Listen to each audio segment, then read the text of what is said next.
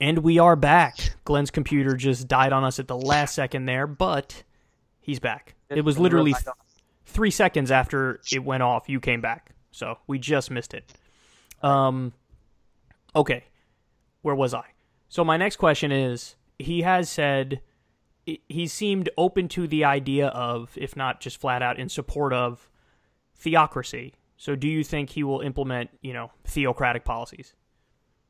Yeah, I mean, I think, we discussed earlier why I don't like the comparison to Trump, and one reason is that he comes from this kind of old school Cold War anti-communism ideology, whereas the modern alt-right is more concerned with alleged dangers of immigrants from Muslim countries and African countries and the like. That tends to be their focus.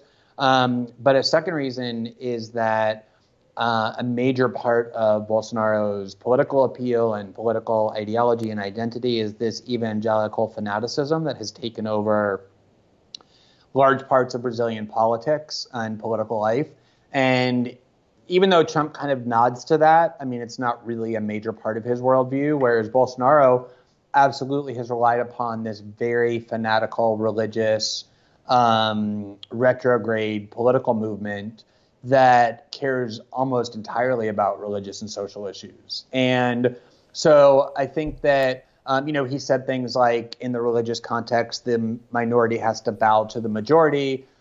He's obsessed with Israel, in part because of kind of militaristic reasons, but also because of the standard evangelical religious reasons. He went to Israel and was baptized there. So, there's definitely going to be major social issues that are religious and moralistic in nature that are going to be part of this agenda, because that's a major part of what he featured in his campaign. Will he cut economic programs, safety net programs for the poor?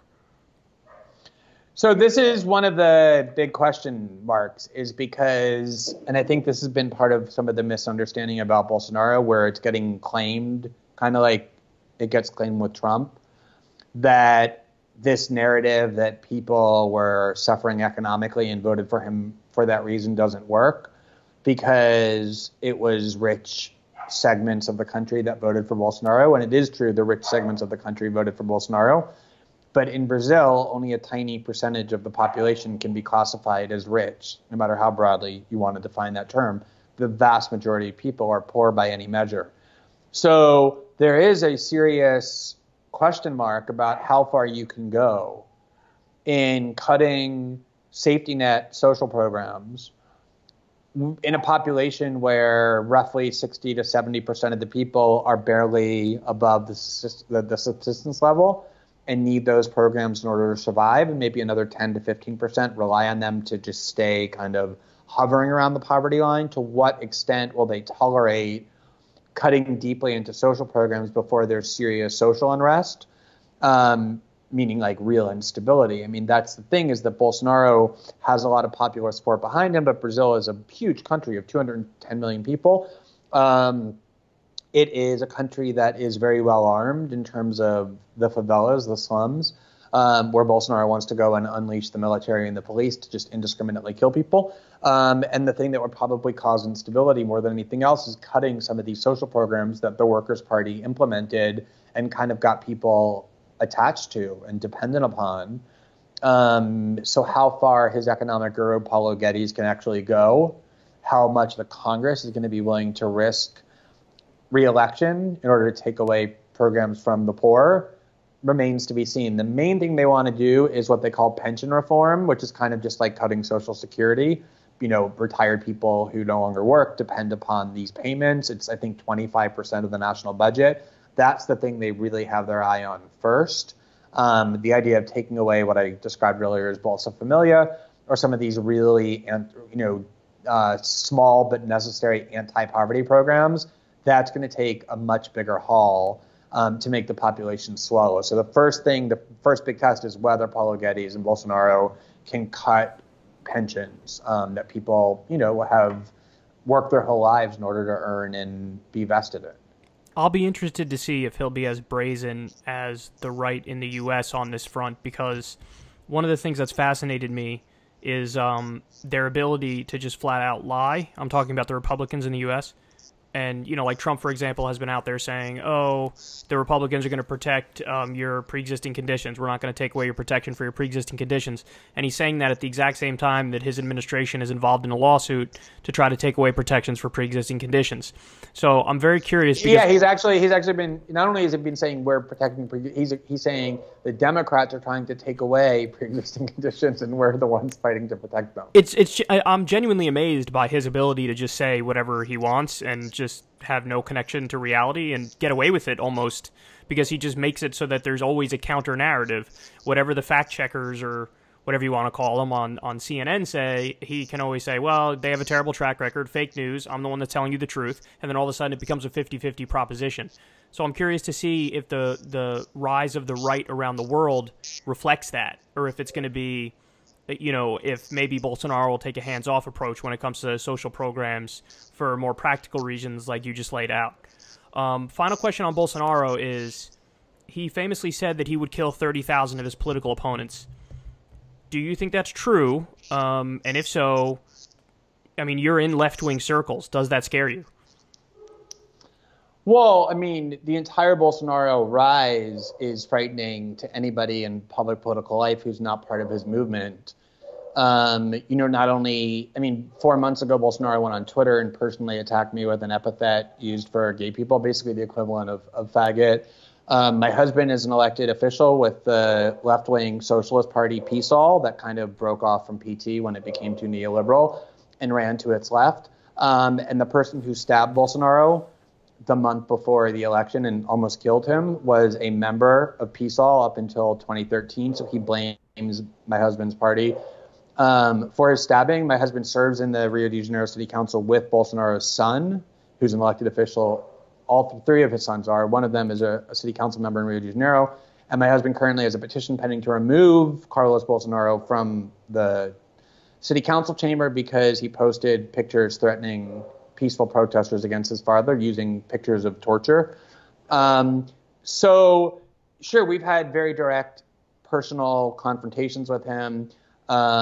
There's a evangelical pastor who is a billionaire who bought and has grown the second largest media conglomerate in Brazil that was solidly behind Bolsonaro, called Record, that in the month leading up to the election began digging into my past, my husband's past, people at the Intercept of Brazil's past, like the financial transactions of the parents of our editors and reporters because of the anti-Bolsonaro reporting we've been doing.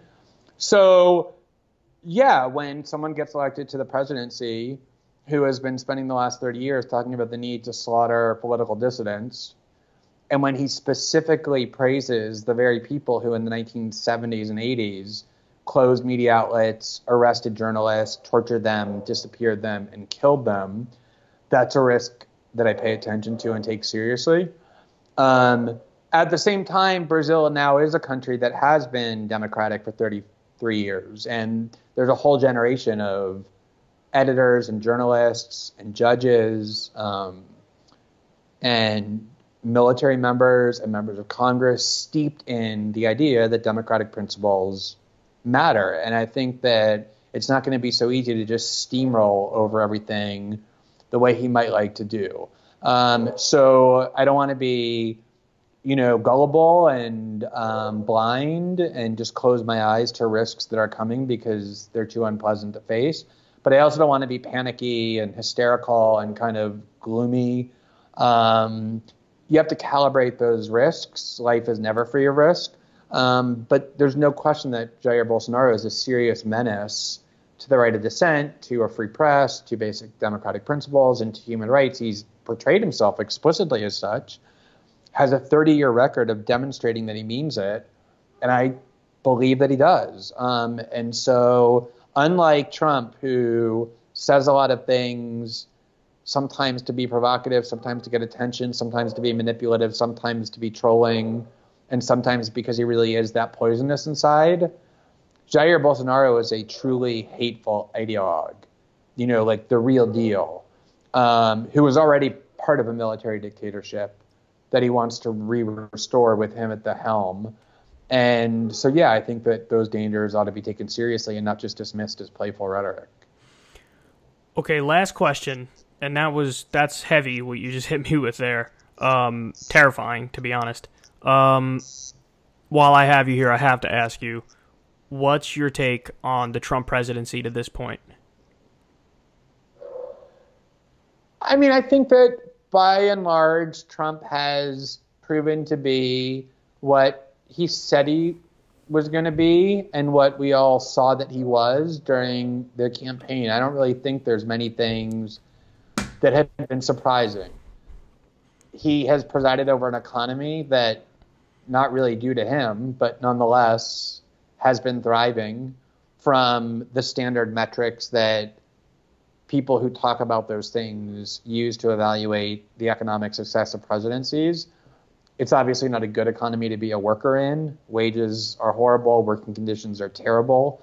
But I'm talking about things that people who are in Washington and use to evaluate presidencies use, like the stock market, like inflation, like the unemployment rate. None of the apocalyptic scenarios about the U.S. economy that people predicted have happened.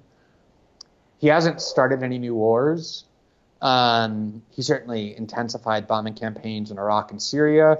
But there's no new wars that he started. He hasn't started a war with Iran. He hasn't started a war yet. I mean, all you can do is, say what has happened up until this point. Sure. Mm-hmm. A year ago, he was trading nuclear war threats with Kim Jong-un on Twitter. And that's a bright spot now. And everybody now. said he's about to bring us into nuclear war. And then the criticism turned around and became, he's soft on North Korea. That was a silly criticism. That's one area where I actually give Trump quite a bit of credit. Even if he's just hands off and he lets the South Korean president take the lead for peace, I'll take it.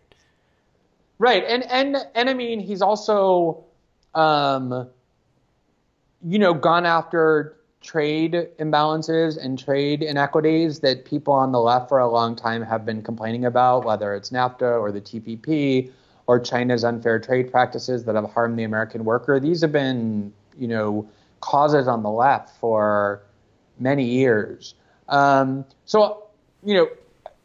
Everything you said about him is true. He's a pathological liar. I think that his government is kleptocratic. We're probably going to find out about incredibly significant, just graft, kind of like basic, crude stealing of public resources and bribes and the like with Jared Kushner and Trump and the Trump family that are still likely to come to light. His immigration rhetoric and his immigration policies have been cruel, though I don't regard them as a fundamental departure from what Obama did, just worse by degrees.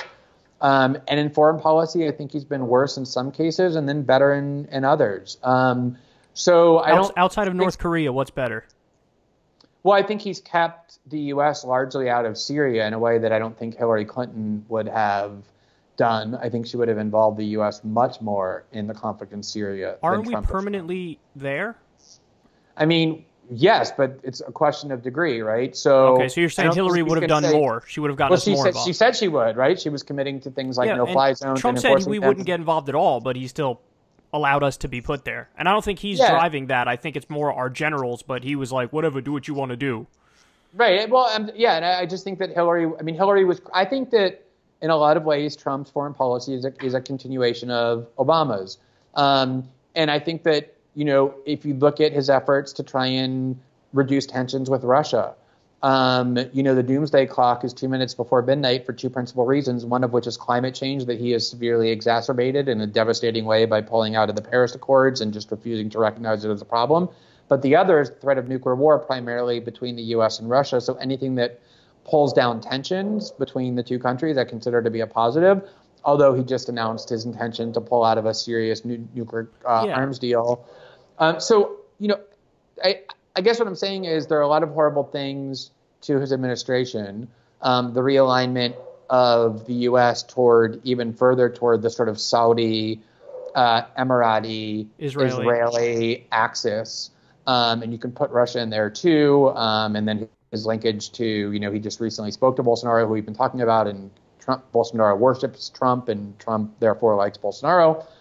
His kind of orienting himself toward these kind of dangerous nationalistic movements is also, I think, really disturbing. But if you ask me for the big picture, I would say that it more or less adheres to what I think he said he was going to do, what he presented himself as being, and what if in January 2017 you asked me what I thought it would be, more or less is what I would lay out. I don't think there have been very many surprises or very many apocalyptic disasters of a historic nature. It's a pretty low bar, but I guess that's what I could say. So on the issue of trade that you mentioned early on there, I think you're referencing the NAFTA 2.0, the USMCA or whatever they're referring to it as. Is that what you were referring to? The attempt to I'm speaking just generally about the idea that there are trade agreements that have been bad for the American worker, which has been a prong of left-wing orthodoxy for many decades. Anti-NAFTA, anti-TPP, objecting to World Trade Organization and practices of China. I actually think questioning the value of NATO in the wake of the collapse of the Soviet Union, the original threat for which it was originally constructed and conceived, is a legitimate and positive and healthy thing to be challenging. I think that it's a very mixed bag. I mean, I don't think he's renegotiating NAFTA in a way that's positive for the American worker, and I don't mean to suggest at all that that's true. But I do think that a lot of these international organizations and institutions and conventions that are declared sacrosanct and unquestionable by official Washington, including the members of both parties, are things that need to be kicked and questioned and scrutinized and challenged and open to at least discussion about whether they're really serving the needs of the people whose needs they're supposed to be serving. And I think by opening up those debates that otherwise would remain closed, he's doing some kind of an unintentional service. Yeah, I agree with that. And I think that he's let me down in the sense that, not that I ever thought he was going to be great in the first place, but like when I look at Obama, I think he had an anti-establishment mandate when he was elected in 2008, coming off of George W. Bush's time in office. And we reached, as Thomas Frank says, we reached a turning point in America, and we didn't really turn. He wasn't like a new FDR. He was more like a Bill Clinton type character. So he had this anti-establishment mandate, and he kind of blew it. Now, Trump, I feel the same way. He also had an anti-establishment mandate, and you pointed out how he's questioning things that should be questioned, even though the establishment says you shouldn't question them, like NATO, for example, like our trade deals. But I feel the same with Trump, that like even with the rhetoric being positive on trade, like the new NAFTA is very similar to the old NAFTA, with maybe one or two provisions tweaked, and then there's a giant giveaway to Big Pharma in there, and it's unfortunately doubling down on many of the status quo problems that we saw in the first place. Like you mentioned with Saudi Arabia and Israel, how we're doubling down on our connection to them. And, look at what... This is exactly what I mean, is that I think there are kind of two Trumps, right? When we talk about the like Donald Trump and the Trump presidency.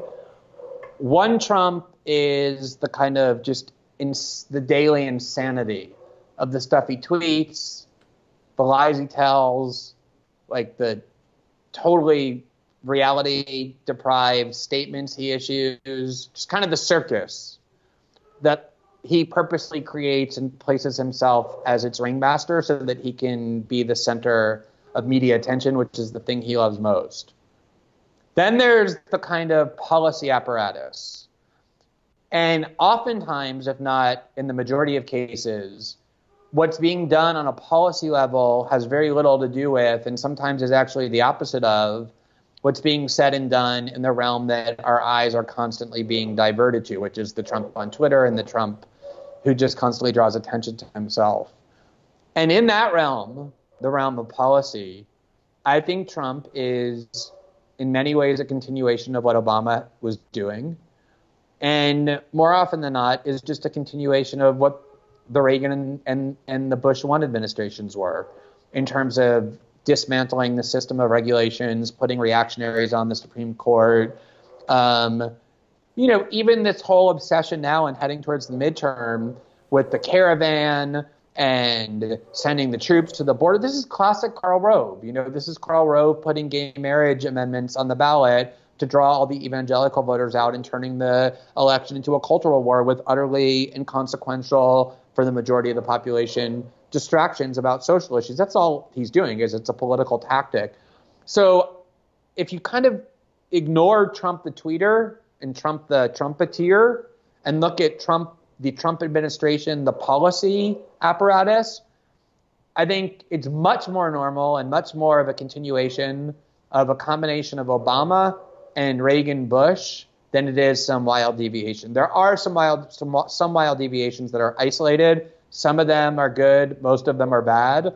But in general, I think the huge U.S. policy apparatus that kind of operates separate and independent of the president, as you said, he doesn't have much of an interest in challenging it. Neither did Obama, as you said as well, correctly. I think Obama could have challenged it a lot more had he wanted to. He wanted instead to appease it and become part of it and co-opt it and became co-opted by it. I think Trump just kind of lets it go on its own course, and it's going on its own course, and that course is more or less the same course that the U.S. government has been on in the post-World War II era. Yeah. And we'll close on this, but I just, my reading of the situation is similar to yours. I think that I would say he's super serving the establishment, and you're right, like all the noise and all the mean rallies or tweets that the mainstream media obsesses over, that largely ignores the policy vision, which is super serving the establishment. And, I've often said this, and I'm curious if you agree with this. I think that Trump, in his heart of hearts, actually kind of wants to be a Hillary Clinton-like character, because Hillary Clinton has the love of the establishment and the elites. And Donald Trump, all of his lashing out at the fake news media and, the people that are in his social circle, that all stems from he wants to get the pat on the head from the people who he think matter, who are the moneyed interests and the media elites. And so I think that kind of largely explains his policy vision being what it is, how, like you accurately pointed out, deregulating Wall Street, gutting the EPA, for example. This is all the standard Republican stuff. And, with some exceptions like Iran, pulling out of the Iran deal, pulling out of the Paris Climate Agreement, destroying net neutrality and stuff like that. But again, this is like standard Republican stuff mixed in with some of the neocons' wet dreams, but it is largely exactly what you'd expect from a super establishment president. So ultimately, despite all the noise, he's the establishment plus mean tweets. That's my best way of putting it. Yeah. I mean, there's some disruptive stuff. And I think that a big part of why I say the Republican establishment, kind of the consulting class, hates him so much is because he did win the Republican nomination without needing any of their help. He destroyed all of their structures and all of their rules. He did kind of, like a bull in the china shop, kind of destroy the money tree of the Washington political class as far as Republicans and conservatives were concerned, which is why they all hated him early on. But I really don't think that he's dismantled much in the way of the Washington establishment that wouldn't have been done similarly by a standard issue kind of Republican candidate like a Jeb Bush or a Marco Rubio. He just does it a little more flamboyantly, a little bit more obnoxiously, so a lot more obnoxiously, and with a lot less decorum and comportment. But yeah, I think 90% of what we focus on is kind of inconsequential Trump craziness, and the 10% that is really significant tends to get very little attention, and ultimately that historically is what will matter most. Okay, final thing. Does he win in 2020? I think it all depends on who the Democrats nominate. Every time I see Joe Biden's face pop up into my screen, I see on his forehead, even though it's not really there, but I see it, the Trump re-election campaign 2020. I mean, could you imagine, anything better? I think any of these Democrats who are just like senators who just like are funded by Wall Street. Kamala Harris, Cory Booker. They're talking about Amy Klobuchar now. Just any of these kind of like standard issue, mainstream Democrats who don't have anything new or dynamic about them are going to be written off as coastal elites, and Trump will win the same states that he won in 2016 that delivered him the Electoral College win. I think that only a kind of outsider candidate who speaks with a voice that touches people in a way that convinces them that they really understand their plight and their struggles and their concerns, and that doesn't sound like their package by a political consultant has a chance to beat Trump. And I obviously do think that applies to Bernie to some significant extent. We'll see how much he maintains that or how much he concludes that his failure to win the Democratic nomination means that he has to kind of push himself more into that kind of a box because he didn't actually win. And so you expect him to make some modifications to try and prevent him from losing this time. Whether those are good or bad remains to be seen. But yeah, I totally agree. I think despite all the kind of like apocalyptic language being used, Trump has a really good chance of being reelected, especially if the economy stays strong and the Democrats nominate a kind of uninspiring standard issue Democrat. Yeah, I don't know if you saw, but Politico was running Joe Biden 2020. They ran like basically an ad for Joe Biden 2020, and they were begging him to run on an anti-populist campaign, an anti-populist message.